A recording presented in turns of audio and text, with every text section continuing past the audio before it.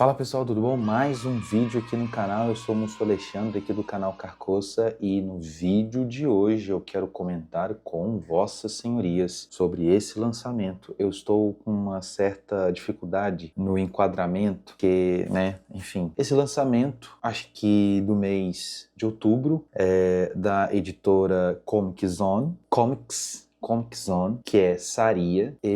Essa HQ, eu comprei ela na pré-venda, chegou pra mim e logo que chegou, eu já comecei a fazer a leitura e devorei essa HQ, talvez em 3 dias, 2, 3 dias mais ou menos. Enfim, é uma HQ impressionante. É impressionante, só que eu tenho alguns pontos assim que eu senti falta, conhecendo o trabalho, sabe, o cuidado que a Comic Zone tem publicar as obras aqui no Brasil e todo o cuidado que eles têm de curadoria, né, de trazer essas obras que não são tão conhecidas aqui no Brasil. E eu senti uma certa falta de um elemento essencial em comparação, por exemplo, em comparação com essa HQ aqui, que eu quero fazer o vídeo dela, inclusive. Essa daqui realmente não é para menores de idade, isso aqui é para maiores de idade, estritamente maiores de idade, que é o Henk. Acho que é Henk que fala. Eu acredito que já nesse momento você já deu o like aí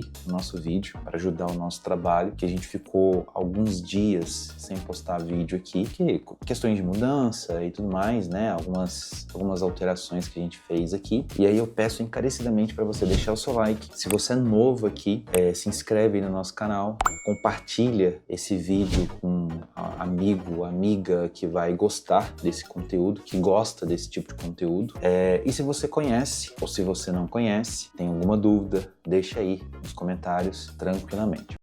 Bom, ponto seguinte, a história. Do que se trata a HQ Saria? A HQ Saria, ela fala justamente sobre Saria. Ela é a princesa de Veneza. A história se passa numa Veneza alternativa. A história dessa herdeira, essa princesa, que logo no início da história, o pai dela está no leito de morte e ela é bem nova e ela representa, né, a família, o pai dela, a família dela, enfim, representa a casa dos Assanti. E ela é uma herdeira dessa casa. E aí o pai dela morre, o pai dela no leito de morte vira para ela e fala assim, minha filha, e é bem dramático a cena, né? E é proposital esse tom dramático, mas enfim.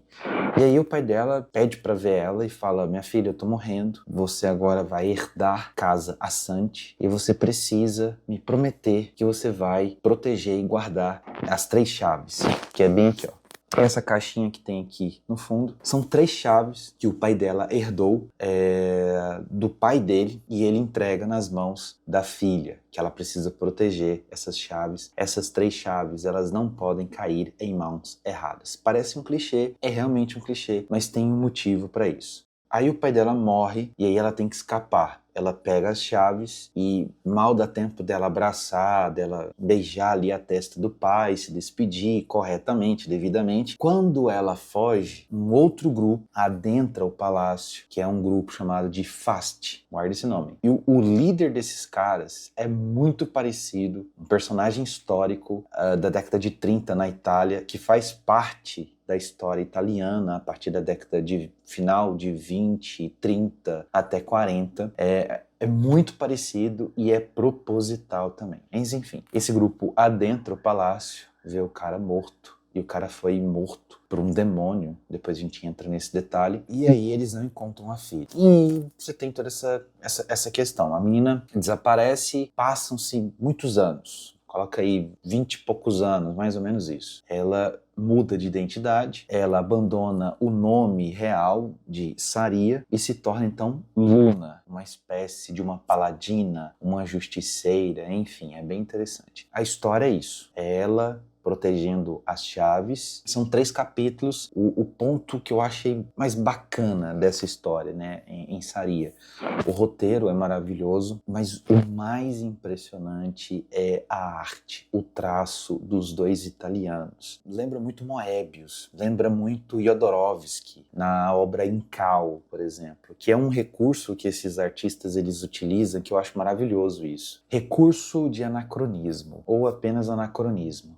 anacronismo visual, anacronismo artístico. Pode criar esse termo aí. Os artistas, eles compõem um mundo alternativo. É um mundo possível de se existir, mas é um mundo tão alternativo que ele se torna completamente anacrônico. Porque você tem uma estética que destoa muito dos elementos visuais, principalmente a arquitetura, a tecnologia, que não deveria existir naquele contexto, ao mesmo tempo que as pessoas elas estão usando aparentemente roupas vitorianas, tipicamente vitorianas, renascentistas. Você tem tanques futurísticos, você tem uma tecnologia holográfica futurística, um tanto quanto analógica, né? Eu confesso.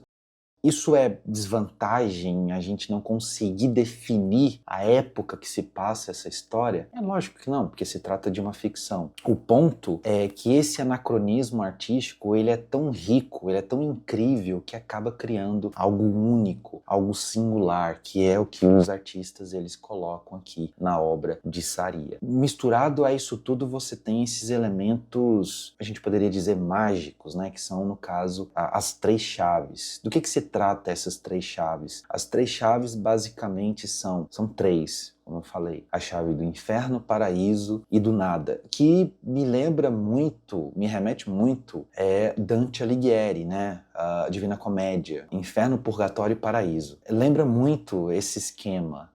Você tem todos esses elementos simbólicos, mágicos, que vão misturando nesse mundo alternativo que é maravilhoso, maravilhoso. Eu tenho a impressão de que Saria quase não uma sátira, mas uma paródia de como aconteceu a ascensão do fascismo na Itália e como a Igreja Católica, ela se uniu ao partido fascista, no caso Benito Mussolini, e como, obviamente, a Igreja Católica conquistou benefícios em relação a essa parceria. A questão artística, ela é muito impressionante. Aquilo que eu falei que faltou, que é um prefácio, né, de alguém ali que estudou HQ, que estudou as referências dos autores, né, tivesse colocado pra gente para aprofundar um pouco mais, né, nesse contexto. Mas essas são as minhas impressões, fica aí a dica, né, se você tiver interesse. É uma HQ que você pega rapidamente, você lê ela num dia, um ou 2 dias, bem rapidamente. Se você gosta de coisas bem diferentonas, HQs bem para um universo alternativo, isso daqui é um prato cheio pro imaginário. Espero que você tenha gostado, vai aparecer mais 2 vídeos aqui, clica aí, continua assistindo a gente, dá like, inscreva-se, compartilha, comenta aí se você gostou, dê dicas pra gente também e compartilha o máximo possível e eu fico por aqui e até a próxima. Tchau, tchau.